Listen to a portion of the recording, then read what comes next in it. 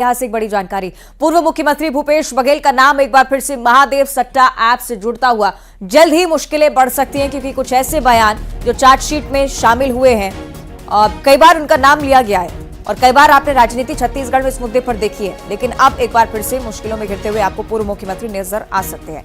केंद्रीय जांच agency ED द्वारा महादेव सट्टा ऐप से जुड़े मामले में भूपेश बघेल को पूछताछ के लिए बुलाया भी जा सकता है। महादेव ऐप से जुड़े मामले में जांच एजेंसी ने हाल ही में एक सप्लीमेंट्री चार्जशीट दायर कर दी है। उसी सप्लीमेंट्री चार्जशीट में कई जगह ऐसी हैं जहां भूपेश बघेल का नाम शामिल है, भले ही आरोपी के तौर पर नहीं, पर चूंकि पूर्व मुख्यमंत्री का नाम आ रहा है तो उनसे पूछताछ होगी। महादेव सट्टा ऐप मामले के मुख्य आरोपियों में से एक असीम दास, जिसने इस बात का दावा पहले किया है कि विधानसभा चुनाव के दौरान कांग्रेस नेता और पूर्व सीएम भूपेश बघेल को 508 करोड़ रुपए दिए गए थे। तो ईडी ने 5 आरोपियों के खिलाफ चार्जशीट दायर की। इसमें शुभम सोनी का नाम शामिल है, अमित कुमार अग्रवाल, रोहित गुलाटी, भीम सिंह और आखिरी नाम असीम दास का, जिसकी तरफ से बयान आता है कि भूपेश बघेल को राशि दी है। विधानसभा चुनाव के दौरान आपने इस पूरे मामले को गरमाता हुआ देखा और अब भूपेश बघेल एक बार फिर से मुश्किलों में घिर सकते हैं, क्योंकि ईडी की तरफ से अगर समन पहुंचता है, पूछताछ के लिए बुलाया जाता है, तो निश्चित ही उन्हें जाना पड़ेगा। सही कि शंकर आनंद का हम रुक कर लेते हैं। शंकर, बताइएगा विस्तार से पूरा मामला और आगे क्या कुछ हो सकता है। निश्चित तौर पर देखिए, जिस तरह से केंद्रीय जांच एजेंसी ईडी के द्वारा एक बड़ी कार्रवाई को अंजाम देते हुए जिस तरह से कहा जा सकता है कि अभी चार्जशीट एक चार्जशीट दायर किया गया है, उस सप्लीमेंट्री चार्जशीट में अभी फिलहाल 5 आरोपियों के खिलाफ आरोप के बारे में जिक्र किया गया है, जिसमें कि शुभम सोनी, अमित कुमार अग्रवाल, रोहित गुलाटी, भीम सिंह और अमित दास के खिलाफ ये सप्लीमेंट्री चार्जशीट फाइल की गई है। लेकिन इस चार्जशीट में कई आरोपियों के साथ साथ छत्तीसगढ़ के पूर्व मुख्यमंत्री भूपेश बघेल का भी नाम शामिल है और उस कई स्थानों पर जिक्र किया गया है किस तरह से भूपेश बघेल के द्वारा इस मामले में उसकी संलिप्तता रही है, उनके द्वारा पैसे लिए गए। हालांकि इस तरह के जो आरोप है वो 3 नवंबर को पहली बार जांच एजेंसी के द्वारा औपचारिक तौर पे बताया गया था और इस चार्जशीट सप्लीमेंट्री चार्जशीट में इस बात का भी जिक्र है कि भूपेश बघेल को 508 करोड़ रुपया दिए गए थे और 508 करोड़ रुपया उस वक्त में दिए गए थे जब वो छत्तीसगढ़ के मुख्यमंत्री थे। तो एक तरह से कह सकते हैं कि उनकी जो मुश्किलें हैं आने वाले वक्त में ज्यादा बढ़ सकती है, क्योंकि भूपेश बघेल के खिलाफ जिस तरह से तमाम सबूतों को इकट्ठा करने का प्रयास किया जा रहा है। हालांकि इस मामले में कई आरोपियों का जो बयान दर्ज किया गया है, तो उस बयान में भी मुख्यमंत्री भूपेश बघेल का नाम जाहिर है, उसमें जिक्र किया गया है। तो एक मुख्यमंत्री के पद पर रहते हुए जिस तरह से इस तरह के भ्रष्टाचार के मामले को अंजाम देना और जिस तरह से मनी लॉन्ड्रिंग का ये आरोप लगा, ये आरोप अपने आप में काफी बड़ा आरोप है। और सिर्फ महादेव ऐप नहीं, महादेव ऐप जैसे कई ऐसे सट्टा वाले ऐप को वहां पर संचालित करने में मदद करना, संरक्षण देना, इस तरह के भी आरोप लगे हैं। तो एक तरह से कह सकते हैं कि एक मुख्यमंत्री पद पर रहने के दौरान में जिस तरह से इन तमाम गतिविधियों में शामिल होना और आरोपियों की भूमिका जिस तरह से आई है, आरोपियों के द्वारा इस बात को कबूला गया है कि 508 करोड़ रुपया उस वक्त में दिए गए थे। क्या उन पैसों का प्रयोग चुनाव के दौरान हुआ है या उससे पहले भी होते रहे हैं? तो इन तमाम मामलों पर विस्तार से पूछताछ की जा सकती है। लिहाजा जल्द ही जांच एजेंसी ईडी के द्वारा इस मामले में पूर्व मुख्यमंत्री भूपेश बघेल को पूछताछ का सम्मन भेजा जा सकता है और उन्हें रायपुर स्थित ईडी दफ्तर में पूछताछ के लिए बुलाया जाएगा।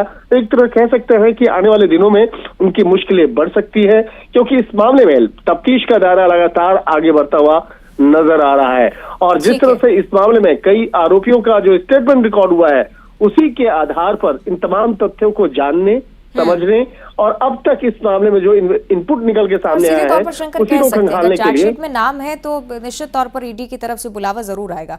चलिए, बहुत शुक्रिया आपका फिलहाल ये जानकारी साझा करने के लिए। और मध्य प्रदेश की लाडली बहनों के लिए बड़ी खुशखबरी। 10 तारीख को राशि लाडली बहना योजना के आपके खातों में पहुंचने वाली है। 10 जनवरी को मेगा कार्यक्रम आयोजित किया जा रहा है। मोहन सरकार में पहली बार ये राशि जारी हो रही है। सीएम डॉक्टर मोहन यादव ऐलान भी कर चुके हैं कि जितनी भी योजनाएं, जो जन हितैषी योजनाएं बीते दिनों भाजपा सरकार की तरफ से शुरू की गई हैं, उनको रोका नहीं जाएगा। उनमें से एक लाडली बहना योजना। पहले इस बात की चर्चा थी कि अगर शिवराज सिंह चौहान मुख्यमंत्री के पद से हट गए तो अब लाडली बहनों को राशि मिलेगी या नहीं। तो मोहन सरकार की तरफ से स्पष्ट कर दिया गया है कि 10 जनवरी को मेगा कार्यक्रम, 10 तारीख की वो दिन होता है जब आपको इस योजना की राशि मिलती है। सीधे आपको लिए चलेंगे हमारे सहयोगी वासु चौरे के पास। वासु, मुझे लगता है कि संशय की स्थिति खत्म हो गई इस चीज को लेकर, निरंतर जारी रहने वाली है योजना। 10 जनवरी को कौन कौन से कार्यक्रम? निश्चित तौर पर देखिए, डॉक्टर मोहन यादव ने विधानसभा में ही इस बात को स्पष्ट कर दिया था कि कोई भी योजना जो पूर्व सरकार की चल रही है वो बंद नहीं होगी। भले ही लाडली बहना योजना की बात हो, लाडली लक्ष्मी योजना की बात हो, तमाम तरीके की स्कॉलरशिप्स स्कीम की बात हो, या फिर रोजगार स्वरोजगार से जुड़ी हुई योजनाओं की बात हो, ये सारी योजनाओं के तहत जो है वो जो पात्र हितग्राही हैं उन्हें उनके खातों में पैसा जो है वो तय समय पर दिया जाएगा। और लाडली बहना योजना की राशि के लिए 10 तारीख महीने की निर्धारित है। शिवराज सिंह चौहान मुख्यमंत्री थे तो हर महीने 10 तारीख को ये इस योजना की जो राशि है वो लाडली बहनों के खाते में डल जाती थी। और इस बार भी शासन प्रशासन की यही तैयारी है कि 10 तारीख को राशि डाल दी जाए, क्योंकि एक आदेश भी जारी हुआ है। जिला कार्यक्रम अधिकारियों को जो पात्र हितग्राहियों की सूची है वो उपलब्ध कराने के दिशा निर्देश दिए गए हैं। 8 तारीख तक ये जो पात्र हितग्राहियों की सूची है ये जिला कार्यक्रम अधिकारियों को उपलब्ध करानी होगी, ताकि जो महिलाएं हैं जिनके खातों में लाडली बहना योजना की राशि जाती है उनको ये राशि मिल सके। फिलहाल 1250 रुपए की जो पूरी राशि है वो लाडली बहनों के खाते में डाली जाएगी। हालांकि इस पूरे मामले को लेकर सियासत लगातार होती हुई आई है। कल भी जब ये आदेश सामने आया था तो नेता प्रतिपक्ष उमंग सिंघार ने इसे ट्वीट कर सवाल खड़े किए थे कि पात्र हितग्राहियों का इसमें जिक्र है, यानी कि कुछ स्क्रूटनी होने वाली है, कुछ छटनी होने वाली है। ये उन्होंने संशय कहीं ना कहीं इस पूरे आदेश पर जो है वो अपना व्यक्त किया था, और इसको लेकर फिर बीजेपी और कांग्रेस के बीच में आरोप प्रत्यारोप का दौर भी चला। लेकिन फिलहाल यही जानकारी है कि 10 तारीख को लाडली बहनों के खाते में जो उनकी राशि है जो 1250 रुपए का एक उन्हें राशि दी जाती है, ताकि वो आर्थिक तौर पर मजबूत हो सके। अपने जो महत्वपूर्ण काम है, जो अपनी महत्वपूर्ण आवश्यकताएं जरूरतें उन्हें, मुझे लगता है कि शिवराज सिंह चौहान यानी कि भैया को भी ढूंढा जाएगा। कार्यक्रम में पहुंच सकते हैं क्या? क्योंकि मोहन सरकार की तरफ से पहला ये कार्यक्रम है लाडली बहनों के लिए, या मोहन यादव को मुख्यमंत्री के तौर पर देखेंगे इसमें, या इस कार्यक्रम में भैया के स्वरूप में भी नजर आ सकते हैं? देखिए, अभी कार्यक्रम क्या होना है, कैसे होना है, क्या उसका प्रारूप होगा, ये सारी चीजें जो हैं वो अभी अंडर प्लानिंग है। और जब इस पूरे कार्यक्रम का प्रारूप बन जाएगा तो ये पूरी जो स्थिति स्पष्ट हो जाएगी कि कार्यक्रम अगर होता है तो उसमें कौन कौन बतौर अतिथि के रूप में शामिल होंगे। मोहन यादव होंगे, डॉक्टर या पूर्व सीएम शिवराज सिंह चौहान भी उसमें मौजूद रहते हैं या नहीं रहते हैं, ये सारी आने वाले समय में स्पष्ट हो जाएंगे अवंतिका। लेकिन बड़ी बात यही है कि जो पूर्ववर्ती सरकार की योजनाएं थी और लाडली बहना योजना को एक फ्लैगशिप स्कीम माना जा रहा था चुनाव के पहले, और बीजेपी ने प्रचंड बहुमत भी हासिल की। और इस योजना को बंद नहीं किया जा रहा है।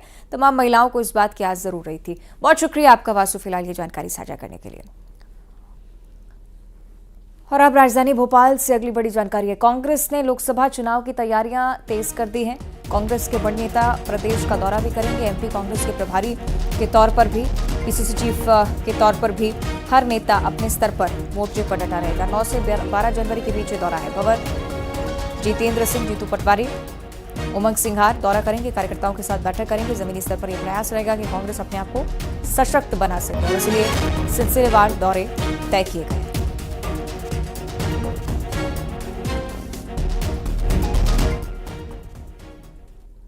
हरदा से अगली बड़ी खबर, जहां पति ने जहर खा लिया है। पत्नी से विवाद हुआ और उसके बाद ये क्रम सामने आया। पति छोटे लाल जिला अस्पताल में फिलहाल भर्ती हैं। पति की हालत नाजुक बताई गई है। रहट गांव थाना क्षेत्र का ये पूरा मामला, ये अभी भी स्पष्ट नहीं हुआ है कि किस बात को लेकर विवाद हुआ था, लेकिन इतना बढ़ा कि इस व्यक्ति ने आत्मघाती कदम उठाया। हरदा का जिक्र कर रहे हैं। पति ने पत्नी से विवाद के बाद जहर खा लिया। फिलहाल अस्पताल में इलाज चल रहा है। पुलिस के संज्ञान में भी मामला, अब जांच की जा रही है विवाद के कारणों की।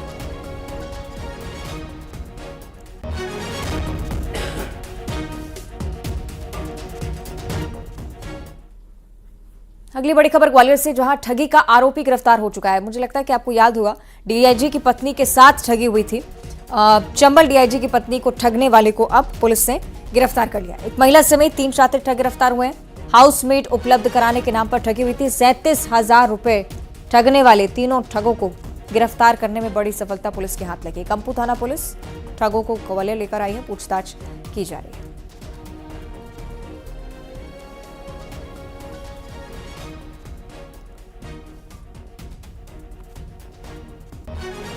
महिला है जिसको दिखा करके ये आश्वस्त करते थे कि हाँ मेड उपलब्ध कराई जाएगी, और 2 अन्य व्यक्ति भी हैं जो इस गैंग में शामिल हैं, उनके द्वारा कुल अभी बतौर एडवांस 37,000 रुपये की राशि जो ठगी गई थी उसको हमने जब्त किया है।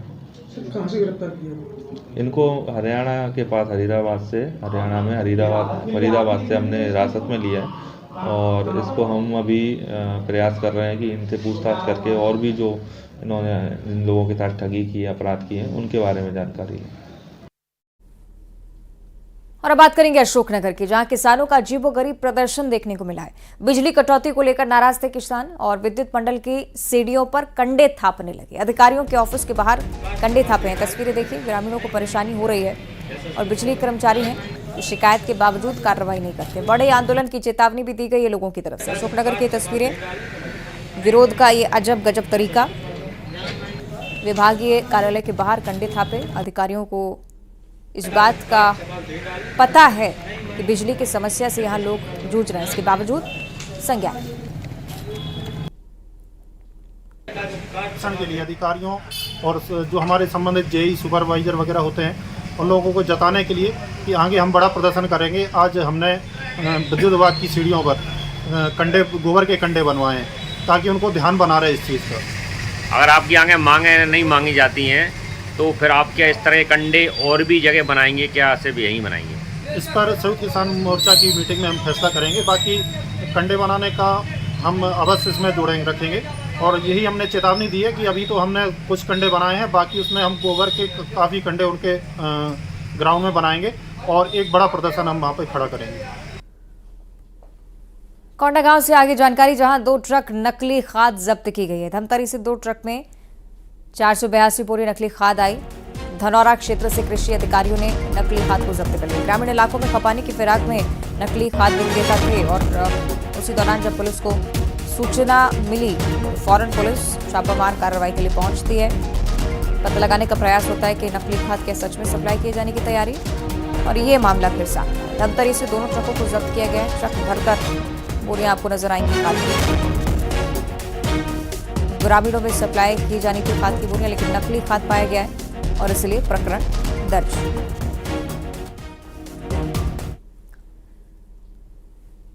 और अब बात करेंगे नयाधानी बिलासपुर की, जहां पुलिस अब सख्त नजर आ रही है। पुलिस ने वाहन की सरप्राइज चेकिंग की। हाईकोर्ट के निर्देश के बाद बिलासपुर के सभी थाना क्षेत्रों में चेकिंग अभियान शुरू है। 234 ऐसे वाहन हैं जिन पर ताबड़तोड़ कार्रवाई हुई है। ट्रैफिक नियम तोड़ने वाले वाहन चालकों से 77,000 रुपए जुर्माना वसूला गया। ग्रामीण क्षेत्रों में शाम 6 से 9 बजे तक चेकिंग हुई है। शहरी क्षेत्रों में 8:30 बजे से रात 10:30 बजे तक ये अभियान चला।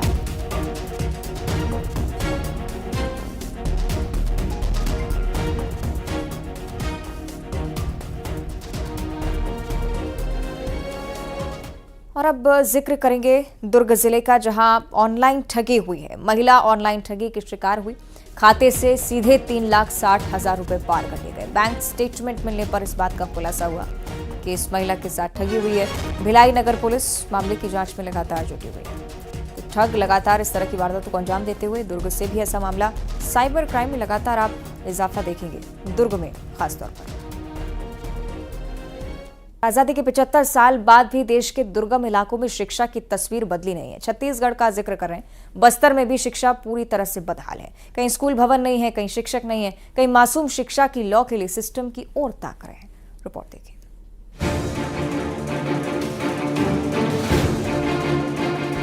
जगदलपुर जिले में प्राइमरी स्तर पर शिक्षा का बुरा हाल है। खासकर बस्तर संभाग के अंदरूनी इलाकों में कई स्कूलों में सुविधाओं का घोर अभाव है, तो कई जगहों पर शिक्षकों की भारी कमी है।